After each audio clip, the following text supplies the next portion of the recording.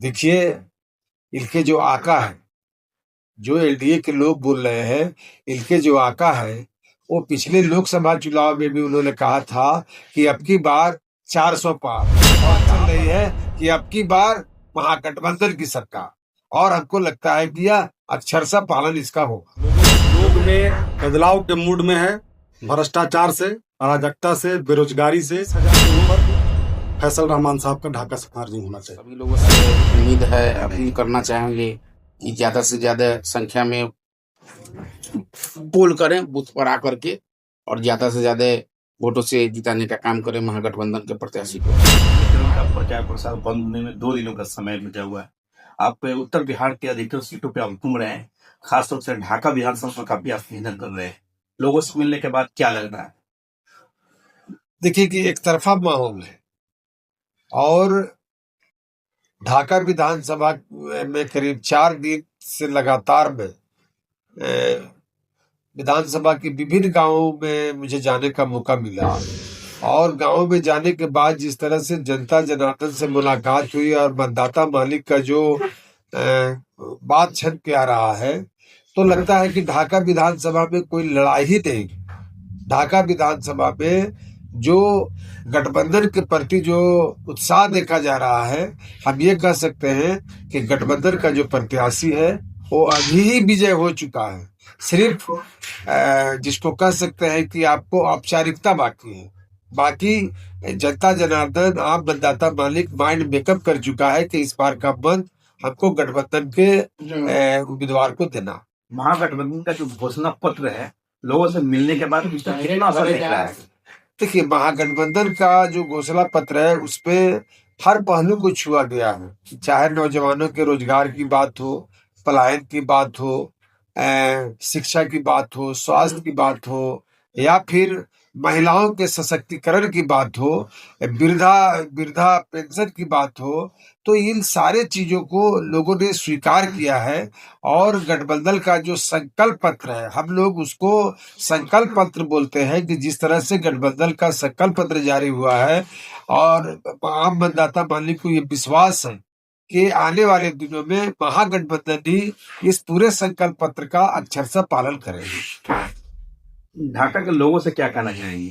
ढाका के लोगों से अपील करेंगे कि ढाका बिहार के नक्शे में जो ढाका का अपना इतिहास रहा है, जो ढाका के लोगों का पैगाम रहा है, और ढाका की धरती जिस तरह गंगा जमुना तहजीब की हमेशा मिसाल रही है, निश्चित तौर पर ढाका के तमाम समुदायों से, तमाम वर्गों से, तमाम धर्म के मानने वाले लोगों से हम अपील करना चाहेंगे कि आप ऐसे प्रत्याशी को दीजिए जो प्रत्याशी ईमानदार है, जो प्रत्याशी आपका मान सम्मान करना जानता है, जो प्रत्याशी आपके दुख सुख का साथी है, जो प्रत्याशी भ्रष्टाचार मुक्त ढाका चाहता है, वैसे प्रत्याशी को आप जिताएं और विजय बना।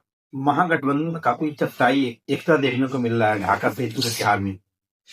बिल्कुल एकता ही का मिसाल है कि आज आप दाहिने तरफ देखिए तो हमारे कांग्रेस पार्टी के प्रखंड अध्यक्ष, हमारे कांग्रेस पार्टी का पंचायत से लेकर के बीएलए से लेकर वार्ड अध्यक्ष तक तमाम लोग इस चुनाव में सक्रिय हो चुके हैं। राष्ट्रीय जनता दल के लोग सक्रिय हो चुके हैं, वीआईपी के लोग सक्रिय हो चुके हैं। और सबसे बड़ी बात यह है कि गठबंधन के जो साथी है वो तो है ही, लेकिन जो सामाजिक संगठन है, सामाजिक संगठन की जिस तरह से हम सामाजिक संगठनों का उत्साह देख रहे हैं, हम ये कह सकते हैं कि किसी भी तरह से हम लोगों का ये सीट जो है, ये सीट जीत की ओर है। सर, जैसे आपने कहा कि महागठबंधन का ढाका से औपचारिक ऐलान बाकी है जीत, लेकिन यहाँ के एनडीए समर्थित उम्मीदवार है, वो कह रहा है कि महागठबंधन वाले बिहार के लूटने वाले पार्टी हैं, इनका जमीन खिसक चुका है। देखिए, इनके जो आका है, जो एलडीए के लोग बोल रहे हैं, इनके जो आका है, वो पिछले लोकसभा चुनाव में भी उन्होंने कहा था कि अब की बार 400 पार, और कहां पर आकर के अटक गए।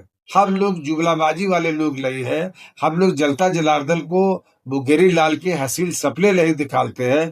हम लोग जनता के बीच रहते हैं, और जो आवाज है एनडीए के लोग हमेशा इस राज्य के, इस देश के आम मतदाता मालिक को बरगलाने का काम किया है, आम मतदाता मालिक को झूठ बोलने का काम किया है, आम मतदाता मालिक से झूठा वादा करने का काम किया है।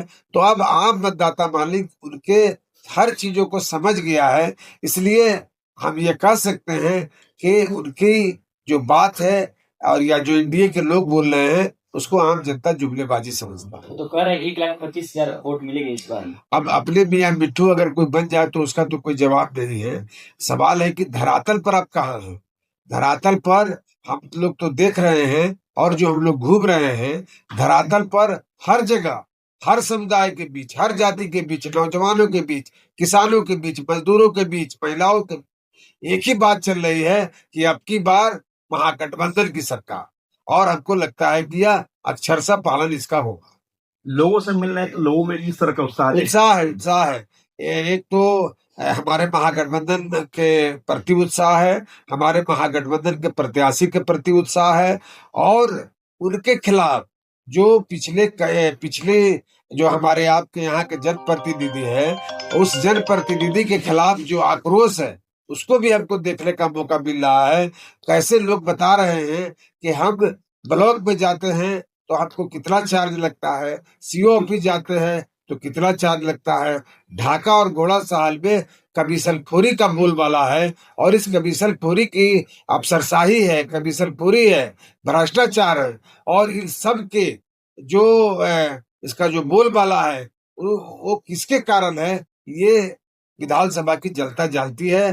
पिछले अभी जो वर्तमान जनप्रतिनिधि हैं उनके बगैर ये सब खेल नहीं होता है, इसलिए इन सब चीजों से मुक्ति के लिए महागठबंधन के प्रत्याशी को लोग वोट देंगे और एनडीए को हराएंगे। तो शमशेर साहब, ढाका सहित पूरे बिहार को फतह करने जा रहे हैं आप लोग 14 नवंबर को? बिल्कुल। अभी जो 6 नवंबर को जो चुनाव हुआ राज्य में, आप लोग मीडिया के साथी हैं, आप लोग मीडिया बंधु हैं, आपके बड़े बड़े मीडिया घराने हैं, सारे लोग जिस तरह से देख रहे हैं कि उप मुख्यमंत्री के साथ किस तरह का व्यवहार हो रहा है, आप देख रहे हैं कि कैसे भारतीय जनता पार्टी के नेताओं को जनता खदेड़ने का काम कर रही है। तो ये सब, और वोट का जो परसेंटेज हो रहा है, हमारे जो मतदाता मालिक है या हमारे जो गठबंधन के लोग हैं, उनके बूथों पर वोट का परसेंटेज देखिए और इनके बूथों पर वोट का परसेंटेज देखिए। तो 6 नवंबर तो हम फतह कर चुके हैं और 11 नवंबर के फतह की तैयारी है, इसलिए आप ये कह सकते हैं कि फतह हो चुकी है, औपचारिकता बाकी। प्रचंड बहुमत के साथ आप लोग आ रहे हैं बिहार? बिल्कुल बिल्कुल, प्रचंड बहुमत के साथ गठबंधन की सरकार बनेगी तेजस्वी यादव के नेतृत्व। धन्यवाद। अनिल रंजन राजू जी लगातार ढाका विधानसभा में काफी मेहनत कर रहे हैं, लोगों से जनसंपर्क कर रहे हैं और जारी भी है। क्या लग रहा है आपको इस बार ढाका में? देखिए, ढाका की आवाम पूरी तरह से मन बना चुकी है। 11 तारीख को एक एक लोग, हर समुदाय का लोग, चाहे हिंदू हो, मुसलमान हो, दलित हो, पिछड़ा हो, अति पिछड़ा हो, सब लोग बदलाव के मूड में है और ढाका से ज्यादा मार्जिन से फैसल रहमान को लालटेन छापकर वोट देने के और दे करके विजयी करने के मूड में है। एनडीए प्रत्याशी तो कर रहे हैं कि 1,25,000 इस बार हमें वोट आएगा। अब एनडीए वाले क्या बोल रहे हैं, नहीं बोल रहे हैं, वो लोग बोलते कुछ और है, करते कुछ और है, कहते कुछ और है, मिलता कुछ और है, तो उनके बातों को उतना ही सीरियस नहीं लेते। किस तरह का उत्साह है लोगों में इस बार? लोग में बदलाव के मूड में है। भ्रष्टाचार से, अराजकता से, बेरोजगारी से लोग उब चुका है। अपराध का जो बोलबाला हो गया है, लोग उब चुका है। लोग ढाका सहित पूरे बिहार में साफ सुथरा सरकार चाहता है, नौकरी देने वाला ये सरकार चाहता है, लोगों का ख्याल रखने वाला आम जनमानस का जो मूलभूत सुविधा होना चाहिए, शिक्षा से लेके स्वास्थ्य से लेके उन सभी चीजों पर जो सरकार काम करे, जो लोग काम करे, उनके हाथों में बिहार को सौंपने की पूरी तैयारी कर चुकी है। क्या मार्जिन रहेगा इस बार जीत का? मार्जिन देखिए, मार्जिन तो घूमने के बाद सरकार से लोगों का फीडबैक आ रहा है जी 20,000 के ऊपर फैसल रहमान साहब का ढाका से मार्जिन होना चाहिए। हामिद भाई, कल बीते संध्या एक मामला सामने आया, भाजपा के जो कार्यकर्ता है सुरेंद्र नाम है, उनको गोली चली, और उस घटना में किस रूप में? देखिए, घटना जो भी हुआ है इसकी हम कड़ी निंदा करते हैं। वो चाहे बजरंग दल का कार्यकर्ता हो, विश्व परिषद का कार्यकर्ता हो या किसी अन्य पार्टी का कार्यकर्ता हो, किसी के साथ भी इस प्रकार का घटना नहीं होना चाहिए। कड़े शब्दों में निंदा करते हैं, लेकिन उस घटना को देखने के बाद और उसी समुदाय के लोगों से मिलने के बाद जो लोगों से जो बात छन करके आई है, ऐसा प्रतीत होता है कि ये एनडीए और भाजपा के लोगों का प्लांटेड वक्त है। पहले सब कोई साजिश था। अब तो ये जिसके साथ हत्या हुआ है वो बताएंगे, जांच जिनके साथ ये घटना हुआ है ये जांच का विषय है। प्रशासन को गंभीरता से लेना चाहिए और इस पर जांच होनी चाहिए। प्रशासन से मांग करते हैं कि जांच किया जाए। बिल्कुल, घटना की निंदा करते हैं, प्रशासन से मांग भी करते हैं कि साफ सुथरा स्वच्छ इसका जांच होना चाहिए और दोषी जो है उस पर कार्रवाई होनी चाहिए।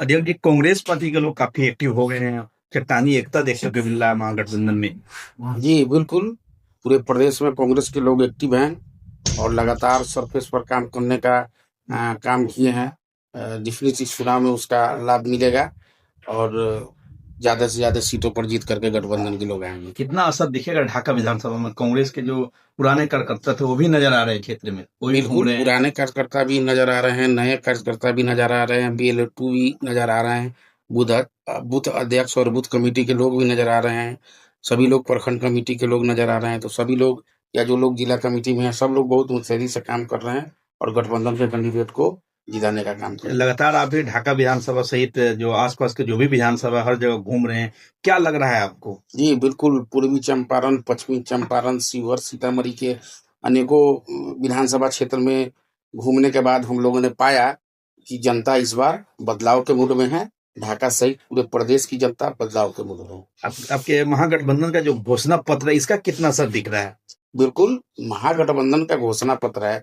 आप देखिए कि जहां भी हमारी सरकार रही है और जो वादा चुनाव के दरमियान लोगों से किया गया है उसको पूरा किया गया है। इसलिए लोगों का एतमाद भी है कि जब कांग्रेस पार्टी और गठबंधन के लोग कोई वादा कर रहे हैं चुनाव के टाइम तो सरकार आने के बाद उसको पूरा भी किया जाएगा। ढाका विधानसभा आपका पैतृक विधानसभा है और लोगों में आपकी अच्छी खासी पकड़ भी है, तो यहाँ के लोगों से क्या कहना चाहेंगे आप? बिल्कुल, सभी लोगों से उम्मीद है, अपील करना चाहेंगे कि ज्यादा से ज्यादा संख्या में पोल करें बूथ पर आकर के और ज्यादा से ज्यादा वोटों से जिताने का काम करें महागठबंधन के प्रत्याशी को।